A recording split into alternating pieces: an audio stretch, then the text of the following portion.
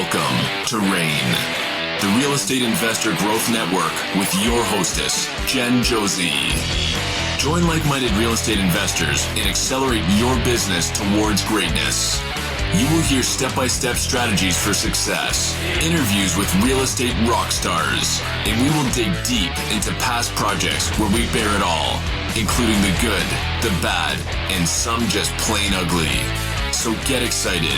Here's the bestower of badassery herself, the real Jen Josie. Listener discretion is advised. Hi, and welcome back. I'm Jen Josie, creator of RAIN, the Real Estate Investor Growth Network. Whoop, whoop. On today's episode, we have a guest that will be sharing one of their past projects. We will let you decide if it was good or bad or just plain ugly. But before we begin, here's today's badassery bestowment, a little badass gift to you. Today's topic is the importance of working with private money lenders. When venturing into real estate investing, partnering with private money lenders can be a game changer. Unlike traditional financing institutions, private money lenders offer flexibility and speed in financing, which is crucial in the fast-paced real estate market. These lenders typically have fewer stringent requirements, allowing you to secure funding even if you have a less than perfect credit score or unconventional income sources.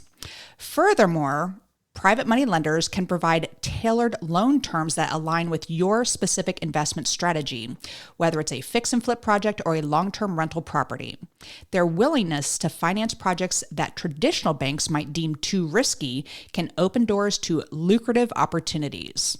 Building strong relationships with private money lenders can also lead to repeat financing for future deals, fostering a long-lasting partnership that grows with your investment portfolio. So, leveraging private money lenders not only expedites the financial process, but also provides the financial agility needed to capitalize on profitable real estate deals swiftly and effectively. Now, on to today's episode of the Real Estate Investor Growth Network podcast. Today's guest needs no introduction. It's like she was just here. So, welcome back to the show, LaDonna Smith.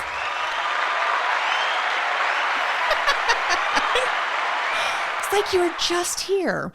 You are the first third-time guest on my show, so you are honored. And folks, I got to tell you, when LaDonna Smith says, "Hey Jen, I think I have a project that would be great for your listeners to learn about," you book her immediately. So LaDonna, thank you so much for being here today. And just in case the audience doesn't know who you are, tell us a little bit about your background in real estate.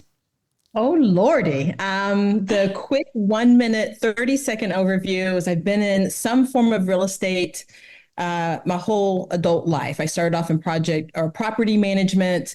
I started a sales and marketing company converting apartments to condo conversions, got into general real estate during the last major big real estate crash, and then started real estate investing and did my first flip in 2009. And have been a full-time by trade real estate investor since then. Which is amazing. And I got to meet you through an educational program called Fortune Builders, which I adore. They are the reason why I am active in real estate today. So, and you were one of my coaches there. You were so good. You stayed with me recently. You were up here visiting in North Carolina from Florida, from Naples. And it was a group of investors, and we were chatting about so many different things real estate-wise because we're nerds. We like to geek out over anything real estate. So one thing is we have such a large need for affordable housing for people. It's just, there's people who need to move someplace, but they can't buy a property because maybe their credit is awful or they don't qualify for a loan. So we are here to save the world, and we are using this project as an example to inspire other real estate investors to start thinking about rent to own. So LaDonna, I'm going to pass the torch to you. Tell us about this property and all the details, how many bedrooms and baths, what type of house it is, where it's located, etc. Sure. So this property is located in Naples, Florida. That's where I was doing the bulk of my business at the time. And I'll get into the numbers, but I bought this property in 2012. It is an adorable little 3 bedroom, 2 bath, 1 car garage, 1,131 square feet. So a little bit on the smaller side in this particular neighborhood, but not unusual. And it was built in 1992. So we don't have a lot of old properties in Naples. We don't have anything historic. Most of our properties are in the 1980s to 2000-ish built range at the time. I got this property through relationships. So I have built a lot of relationship with realtors in the area. And once a week, I called it dialing for dollars. And I would just call realtors and say, hey, what do you have in your pipeline? What type of pocket listings do you have? And this particular agent, his name is Carter. He's like, hey, I've got this property coming up. He was an REO agent. So he did a lot of listings for the banks at the time. Explain REO real quick. Okay, so REO is a property that has been foreclosed on and the property went back to the bank for ownership. REO stands for real estate owned. So now this property is an asset and a liability on the bank's bank statements. So back in 2012, there were a lot of REO properties. A lot of foreclosures had happened. The banks were a bit overwhelmed with the amount of properties that they were owning when they just really wanted the mortgage as a lien position. They didn't really want the properties. So an REO agent had a relationship and a contract with the banks to dispo these properties. They had a lot of systems and checklists, and they had a very specific way of doing business. So not everybody could be an REO agent. So in my town, there was literally a handful, probably less than a dozen REO agents, and Carter was one of them. And so I had a relationship with Carter through buying previous properties with him. And the relationship that I brought to the table and what I would recommend people do is do what you say you're going to do. And so if I said I was going to buy a property, I was the person who would close. I didn't just put properties under contract and then try and then not close. I delivered. Because that never happens. People put properties under contract and not close? What? Yeah, so that stop doing that, wholesalers. Okay, keep going. Sorry. Yeah, no. I mean, but I need people to understand the value of the reputation you're building.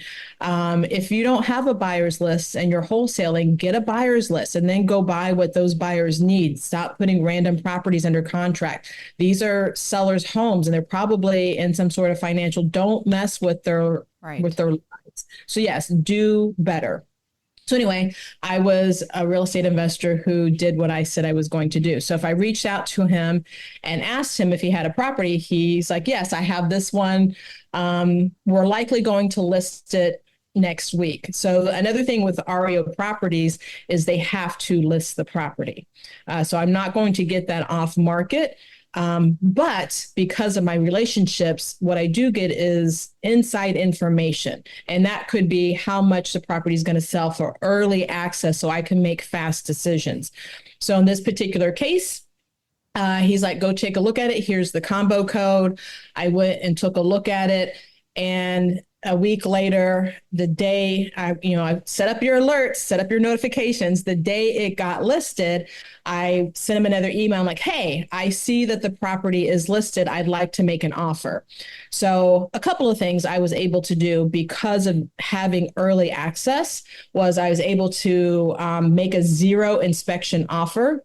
So not only did I make a cash offer, I made a zero inspection offer because I had already seen the property. I made an offer within an hour of it being listed, and I made an offer to an agent that I already had a relationship. So he was willing to expedite my offer and get either approval or a counter offer or something back. So those are all things that helped me get this deal, was having a good relationship with an agent in advance. And where was that number compared to the asking price when they listed it? So when he emailed me, he said, I think we're going to go on the market at 70,000. They actually went on the market at like 78,000. And I made an offer of 78,800. So I came in over asking price. And then he did expedite my offer. Again, he can't not submit offers, but if I can get my offer in first and fast and get an approval, that if someone else who takes 2 or 3 or 4 days or comes in with a 5-day inspection period, my offer is just going to look better. So my offer did get accepted because I submitted it fast and I submitted with no inspection period. I offered a 2-week close. Now, this is something else that I had learned working with the REO agents. Price is just one term of your offer. There's a lot, your inspection contingencies, your finance contingencies, your close date are other terms that do matter. And I knew that in my previous dealings with REO properties, none of the banks can close in 2 weeks, but me offering to close in 2 weeks makes my offer stronger. I like that. So I would offer to close in 1 week. Absolutely. And I could have, but absolutely knowing that they could not, they have a lot of systems and processes they have to go through, but it just made my offer look stronger. So price is just one term of your offer. Do consider the other areas to make your offer look stronger.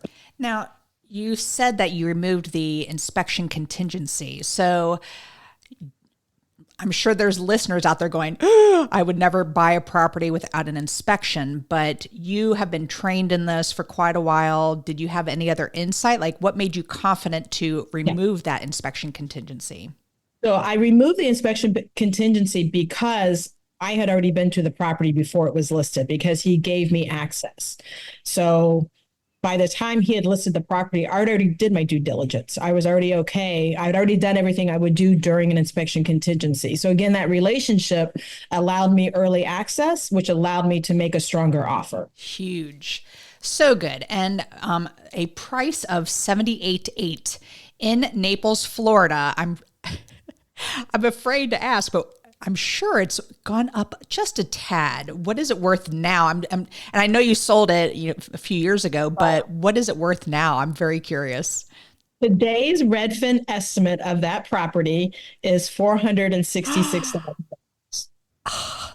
So when you're buying something at $70,000, sometimes you don't care what the inspection would be anyway, because it's such a great price. I love that. Awesome, awesome, awesome. Okay, so what was your first intention, your first exit strategy when you purchased this property?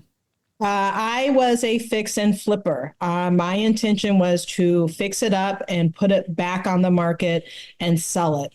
The crazy thing at $78,900, again, that was a normal price in Naples at the time. Isn't hindsight wonderful? Like as an armchair quarterback looking back, I actually probably paid a smidgen more than I should have for that property, but I had such a good crew that could go in and do inexpensive renovations and do them quickly and get it back on the market that we were willing to do that deal. But look at today, like if anything came, like again, just having that mindset of what 10 years, what 15 years can do to your value of your real estate. Like set it and forget it. Ron Popeil. Right. Let's Ron Popeil some real estate and set it and forget it. Wow. All right. So what was the estimated ARV at time of purchase? So the estimated ARV was $116,000. So again, pretty tight numbers. My purchase price was $78,000. I was going to sell it for $116,000. My rehab costs, and this is again something else, sign of the times.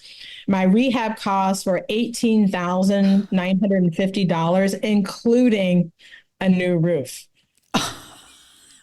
Is it barrel tile? I know Florida, you all love your barrel tile. Okay, no, just regular shingles. This was shingle, but just that you could do a full entire rehab for $18,950, and it included a roof. Now, again, this was a 1992 property. This was a blue-collar neighborhood, so we were not going in and putting in marble and quartz. We weren't blowing out walls.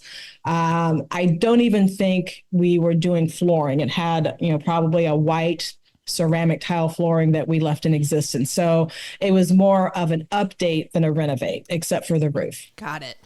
Okay, so now an important question. Not that any is less important, but I know the listeners are dying to know, how did you finance this deal? Okay, that is a very important question. And I can say before I answer, I have financed a deal every which way from Turner Hooch because I am a deal junkie. Yeah, that was a 1990s reference. You're welcome. But I will Tom figure out Hanks. how to, yeah, I will. I have fully funded a deal. I have had deals where I've funded 105% of the, purchase and repair costs. This particular deal was a joint venture. So I had two partners. We each brought $33,000 to the deal each. Um, so there was no lender. One of the lenders, he was my private lender, but in this particular deal, he was just a partner. So there was no lending percentage. So the financing costs were zero because we each put in our 33,000. Nice. And especially with margins that tight, I think that is important. That's again, probably that's the only reason we could have done. I wouldn't do this deal today, to be super, super honest. This is, and when I was running the numbers, and thank you for making me go into the Wayback Machine and look at this deal, because I absolutely would not do this deal today. But it ended up being a great deal. So It's a fantastic deal. good. All right. So what was your projected timeline for the rehab compared to your projected timeline compared to the actual rehab?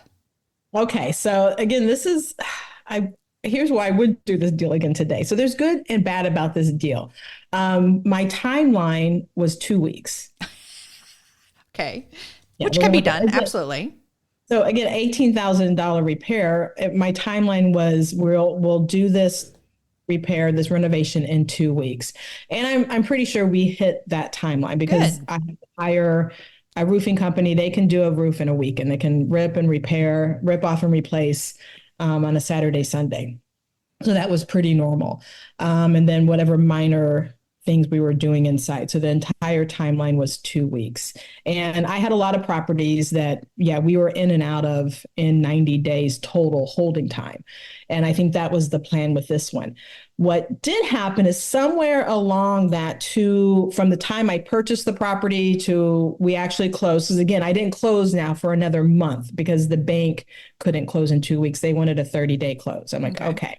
So something happened in that 30 days and actually finishing the renovation. And this is what I don't remember, but we decided to do a rent to own. There were a lot of foreclosures and short sales in the marketplace. So we had a lot of previous homeowners who wanted to own homes. They didn't want to go into apartments. They didn't want to go into multifamily living. They liked living in single family homes, but now they're not financeable. So we did decide we thought that we could probably get a little bit more money if we did a rent to own. So we decided to go to the rent to own market. And this was an example. And it went very well. And I just want to tap into the time frame here because this is after the market crashed in 2008, 2009. And so people were struggling financially. And so this is 2012 and you saw the need for people exactly as you said, wanting to own a home.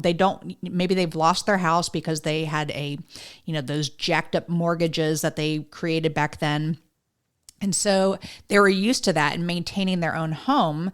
And here you solved a problem for a family, which I think is very important. And we, as real estate investors, we have the duty to make sure that we are following what's going on with the times and helping with the actual situation. Those people who are, have the blinders up, who only say fix and flip, and they do these $1 million properties and, they're going to be sitting longer. Hi, I'm one of those right now. Flip. I just converted one to a rental yesterday. So I agree. So how does rent to own actually work? So rent to own is a two-step process. And the reason I wanted to do this property as a case study, because this is going to be my pivot and refocus from literally this moment going forward for the next 3 to 5 years. And I recommend anybody get into any type of affordable housing that you can get into, because I really think that's where real estate is going to have growth in the next 3 to 5 years. And I'm not too bad at predicting real estate trends. So this is my prediction. So go do that. But a rent to own is a property. We find a candidate. So you're the seller. We find a candidate who, this particular candidate And I'll go through the marketing process and how we found her. She had had a short sale, and we found a mortgage broker who also did credit repair. And he was like, I think with short sales, you had to have been don't hold me to the numbers, but you had to be like 2 or 3 years out from the short sale to be financeable again. Okay. Foreclosures, I think it was 7 years. Right. So again, it can happen. We just want to know how far you were away from that event. So she may not be 100% financeable, but she is fixable. We can get her financeable, but most of the time it's going to take time. So she rents the home. I still hold ownership of the property. I rent it to her. I also sell it to her with a purchase option agreement and with a close date that's somewhere in the future that matches when she's going to be financeable. So she rents it from me during that time frame. She treats it like she's the owner, and then at some date in the future, we sell it with that pre-agreed price. So that's where you're doing some prediction. You're doing some, you're looking historically and predicting what's in the future. But I'll give you the numbers for this property specifically. So we agreed to sell it to her for $119,000. And your original ARV was 116. So you right. raised it just a little bit. Very good.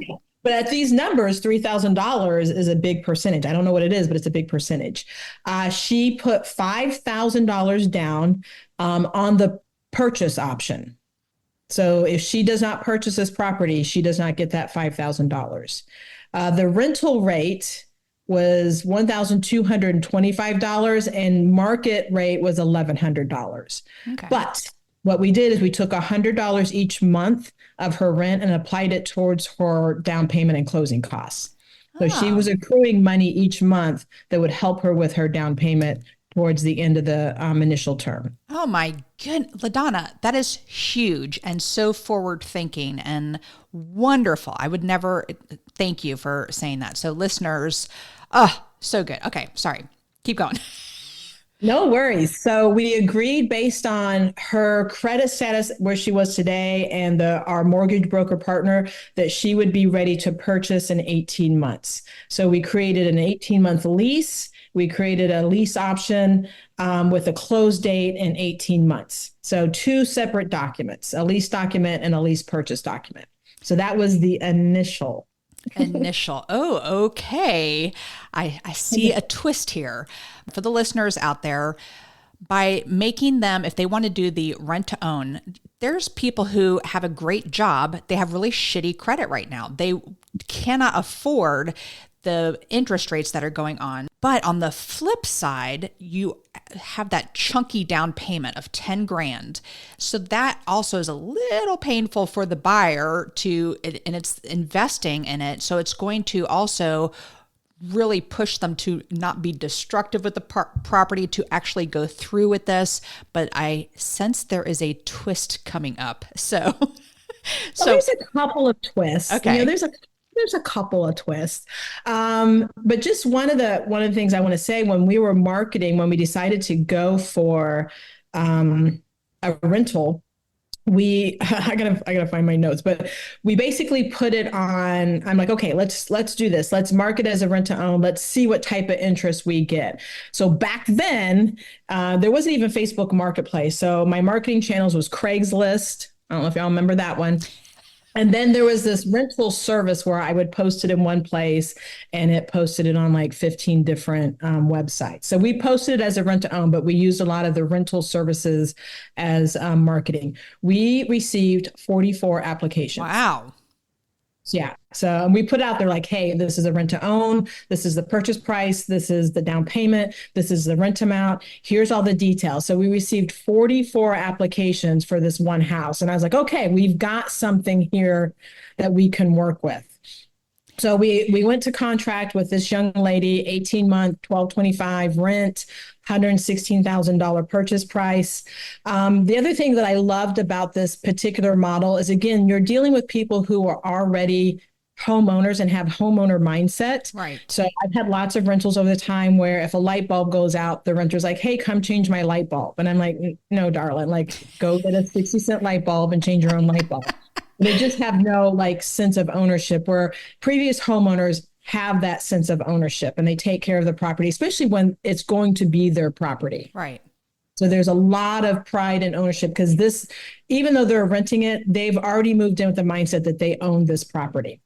So I'll give one example is during the lease, the septic field failed. We have septic tanks, a lot of septic tanks in Florida. And she called us up and she's like, hey, the septic field failed on your property. I'm like, do you mean your property?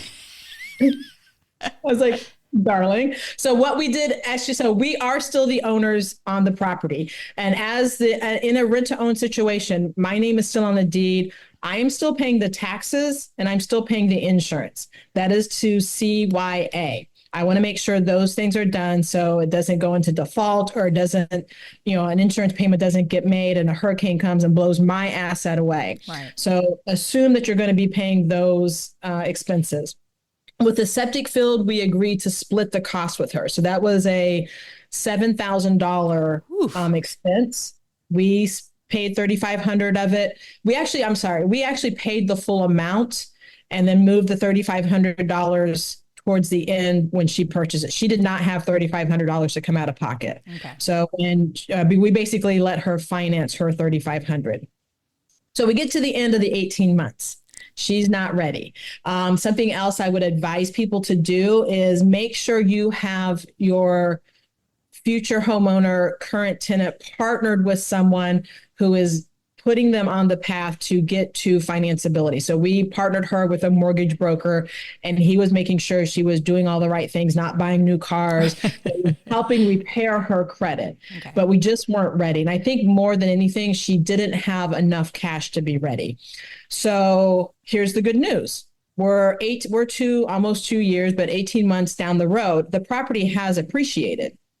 And so I went to my two partners. I'm like, listen, she's not ready. What should we do? I said, if we decided to honor the contracts we have, we could, terminate the current purchase and sale agreement for the $119,000, put it on the market for $129,000, keep her $5,000. So we're very well protected. Good. But we agreed to negotiate a 2-year extension with her. Okay.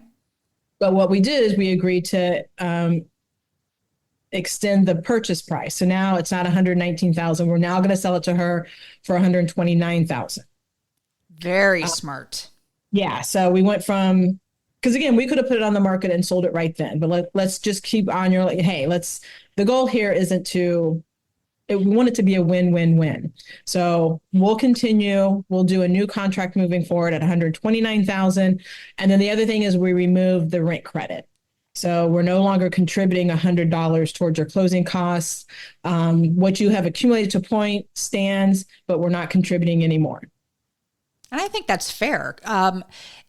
In a situation like that where she was not able to improve her credit to actually apply and be accepted for a loan, here at least you, just like my badassery bestowment talking about private money lenders, there's so much more flexibility when an individual is holding the note as opposed to an institution. So huge, and that you were able to allow some flexibility in this situation. So, all right, she's decided on a higher amount here. You're still collecting the $1,225 a month, correct? But you're not putting money aside for her closing on the back end.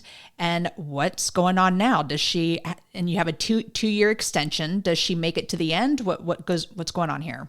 How does this end? Stay tuned for part 2. Bye. Bye. We think we're funny. Okay. So we get to the extension timeline, and she is ready to be financeable and closed. So we close on the property. We sell it to her for $129,000. She now owns the property. We've completed a rent-to-own transaction and know all the ins and outs. So here's another, I think, notable note. At the time of closing, the value of the property is now $140,000. So she has instant equity. Yep. So she has built equity, right off the riff. We've made what was a marginal deal far more profitable. I think our total profits were, it's actually hard to calculate, but I think it was like $62,000. No, it had to have been more than that because I think we each walked away with our initial investment back and then an additional like $35,000. So it was 100% return on investment because of we had rental income coming in and we actually had the increase in sale. So we had rental income coming in and an increase in sale. So we had 100% return on investment.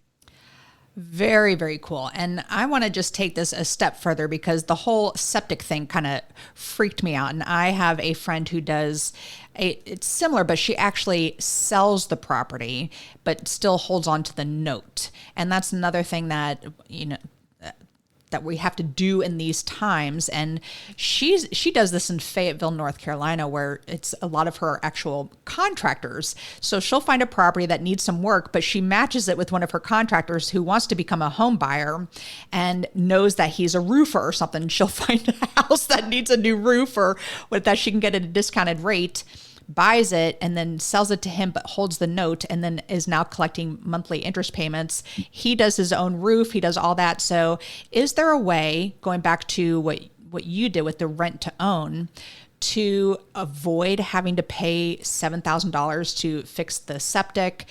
Is there something that you can write in a contract, or is that just a normal thing for the listeners in a rent to own type situation? It's all what you put into the contract. Okay. In our contract, it stated that she was responsible for all repairs. We just chose to split the cost with her because we weren't trying to make, it harder for her. One of the reasons I like real estate is all the kind of the tax benefits that come with it. So I like being the owner of the property because then I get all the depreciation, appreciation, all the expenses and write-offs that come with owning a rental property. So instead of just being a lender where, I've only got mortgage interest coming in, I've got a lot of truly just tax benefits from being the owner of the property. Huge. Absolutely. I love all of this. All right. So we kind of already went through all the final numbers here and you gave the total profit at the end. How did it work? I'm just curious with the $1,225 coming in per month. How did that work with your partners in this situation? So one of the partners was the bookkeeper. And again, I wasn't looking for a monthly dispo. I think he disposed the rent to us. He managed the whole, like he paid the taxes, he paid the insurance, he kept the books. And then I think he probably only disposed us money once a year. So he'd write a check to each partner and he'd send a spreadsheet. He was a very detail-oriented person. Again, partner with people who bring value that you don't have. I am not an I, daughter, T crosser. My books would have been a horrible hot mess. So he was a very detailed bookkeeper and he paid all the bills. And I was basically project property manager is what I did, what I offered to the property. So he just disposed the money once a year. And then we had our dispo at the sale of the property. So again, my investment was $35,000. I got my investment back plus another $35,000. So it was 100% return. And that's the tax benefits. Right. Very, very good. Well, and then the owner, actually, one little note is she sold the property in August of 2020. So she bought the property in 2016 for $129,000. Would you like to fathom the guess of what she sold it for in 2020? $350,000. Close. She sold it for $275,000. Okay. So that's a great equity investment for her as well. So she went from 129 to 275. Had she waited till today, again, that's 4 more years, she would have sold it for, $460,000. But still, that's a very good return on her investment. Must have been the beginning part of 2020 when prices were still lower, but because they skyrocketed right at the end of 2020, getting into 2021, et cetera. So LaDonna, thank you so much for sharing this and knowing what my audience is looking for and properties to learn from and really share your expertise with my listeners. I am truly appreciative of that. I want to jump into the second part of the podcast here, which is what makes LaDonna a badass. And you can't use answers that you used before. I'm just saying. I don't even remember what they were before. Perfect. Me neither. So, and they change all the time. So I use the acronym BADASS, and the first letter is B for book. What is a book that's made a huge difference in your life? So many. I can only pick one. You can only pick one. I'm going to pick The Obstacle is the Way by Ryan Holiday. I think you and I talked about it. But that is a book that I return and revisit on an annual basis. I may not read the whole thing. I might read 4 or 5 chapters, but I do return to that book very frequently. And we talked about this. I actually pulled it off my shelf, put it back on my desk. I haven't opened it yet. But the other one was The Ego something. The Ego is the Enemy. And again, I didn't connect with that book either. And so I'm glad, and I actually tried to read it after. So I'm glad I read The Obstacles the Way first, because if I would have read Ego is the Enemy, I probably would have never read Obstacles the Way. And that's exactly where I am, because I started with the Ego one. So, all right. The first A in BADASS is for advice. What's the best piece of advice you've ever received? And I'm working with this. This is my life. My year-long goal right now is consistency. Just showing up and being consistent. And that can be applied to anything. It could be applied to going to the gym. I just completed 1 year of Duolingo streak where I literally logged in every single day for 1 year. Real estate, it could be consistently doing marketing. Like if you start and stop your marketing, you're going to have the results to show it. So just be consistent. Pick something and then go through the pain of being consistent. If it was easy, everybody would do it. Weight loss, there's so many ways we can apply, but be consistent. So good. And our friend Bud Evans was just sharing with me that as far as consistency, and I think this is a good nugget to plug in here, what he does is he determines 3 things each day that's going to make him money. What is he going to do that is going to make him money? And I thought that was excellent. I'm throwing that out there. Thanks, Bud, for give a little shout out to him. All right. The D in BADASS is for drive. What drives the LaDonna to be successful? I so want to know what I said before. I want to go back and look at my answers. Today. So again, I think today is maybe proving to myself that other people are wrong. Ooh, does that mean rise and grind? They're wrong. No, not the rise and grinder. They are wrong. That is true. Like, people chill out. But just when someone tells me, and sometimes they do it on purpose, sometimes they don't. But when someone tells me I can't do something, that fuels all the flames I need, and I will take that little nugget and run with it. And I never have a conversation with them again. They don't know how much they have inspired me to prove them wrong. And that's what will drive me many, many, many times. And I don't know if that's even a positive, but it works. And I don't have to go back. I don't have to show you. I don't have to prove to you. I just know. So it's me proving to myself that you were wrong. You are my soul sister, because I'm the same way. You tell me I can't do something, I guarantee it. I'm going to be doing it. So hold my beer. Watch this. Exactly. I have that shirt, by the way. Hold my beer. All right. The second A in BADASS is for aspiration. I'm a big goal setter. So what is a goal you are currently working on? My current goal now, my focus between now and the end of the year, is starting my new build constructions, hopefully in partnership with the city of St. Petersburg, and building rent-to-own affordable housing. Amazing. Wonderful. And by the way, with such a great project like that, I'm sure you're going to be looking for people to finance. And as I said in my badassery bestowment, private money lenders. So what if somebody wants to become a private money lender for these projects that you're working with the city of St. Pete?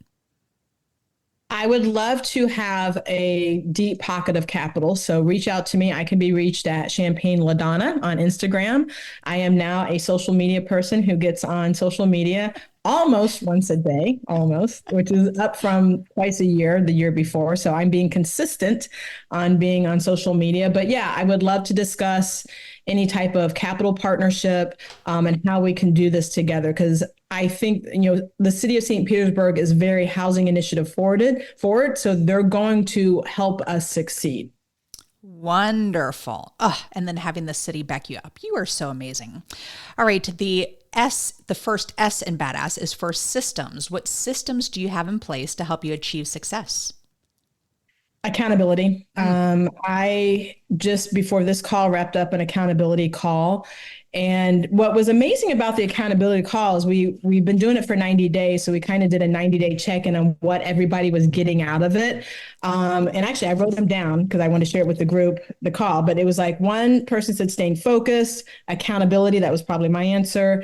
The connections and having the collective brain, being surrounded by growth-minded, positive people, and being forced or not forced, being encouraged to take more action.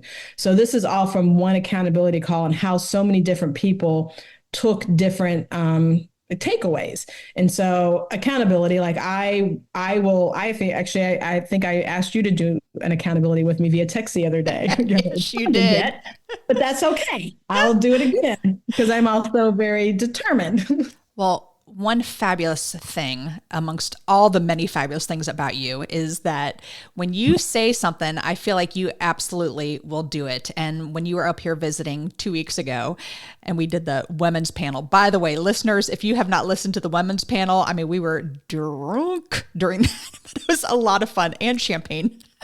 Champagne was being poured constantly.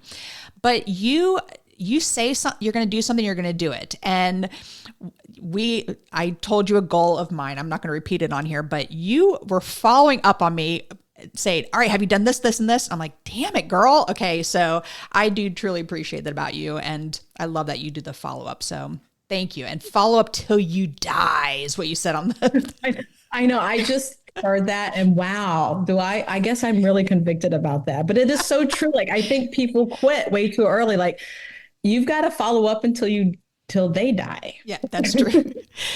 I died. And on that note, we put an offer on a property probably 5 or 6 months ago, and the guy was with this one realtor. Anyway, blah, blah, blah, blah. We just followed up on that one because I had to edit that whole podcast, the women's panel. And I'm like, shit, what am I going to follow up on? So we literally just resubmitted an offer to it, and it's lower than the first one because you didn't take our first offer, and this one's still sitting there. It's still a great offer, but again, with the follow-up, and here it may have worked out that we may get this property at a even lower price because this guy was an idiot the first time. So hopefully he has a better realtor who will talk some sense into him. So it was a 300. Congratulations on your FU.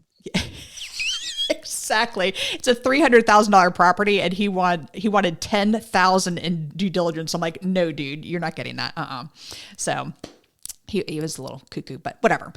Fingers crossed we get this property. It's a waterfront property, by the way. All right. Nice. I'm already celebrating your win. Thank you. It does have a barn door though. I hate barn doors. Okay. Barn doors. To wrap up this podcast, because you and I could just sit here and pop open another bottle of champagne and keep going, but the final S in badass is for success. What does success mean to LaDonna? Your lifestyle by design. I think success for me is just, am I happy? Am I experiencing peace? Am I experiencing joy? Am I being present? Am I doing the things that bring me peace and joy? And I think I'm probably as close to that as possible right now. Like, I paint rocks and pet puppies and I visit friends, and that's what brings me peace and joy. It's not the rise and grind. It's not the boats and hoes. It's not standing in front of a Rolls Royce and flexing. Boats and hoes? That's a Steps Brother reference. And by the way, the title of your past podcast was Paint Rocks and Pet Puppies. That was actually the title. Yeah. No, this one should be Boats and Hoes. Done.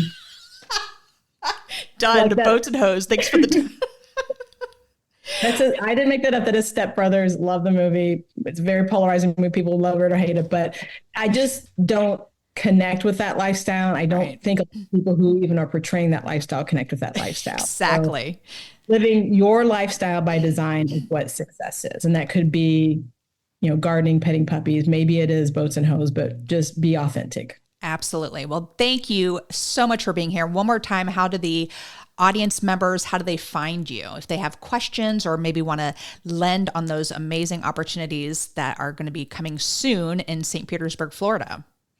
Thank you for the platform and thank you for the opportunity. And I can be found at Champagne LaDonna, LaDonna, on Instagram, and I just started my first threads like 2 days ago. Oh, I posted some stuff. Yeah, so well, I am getting social media frenzied over here. well, welcome to the Threads Club. That's an easy one. So, LaDonna, it is always a pleasure, and you always bring so much amazing content and for the listeners to learn from. And I learned quite a bit from you today as well. So, LaDonna, thank you so much for being here today. Thank you for having me. Absolutely. And that is all. Thank you for listening. And we'll catch you on the next episode. Now go out there and share your badassery. And don't forget, make it a great day. Take care. Bye-bye. Whoop, whoop. Thank you for listening to RAIN, the Real Estate Investor Growth Network. Be sure to subscribe on your favorite podcasting platform so you never miss an episode. If you need more badassery, you can follow Jen Josie by visiting therealjenjosie.com or become a member of RAIN by registering on rainmastermind.com.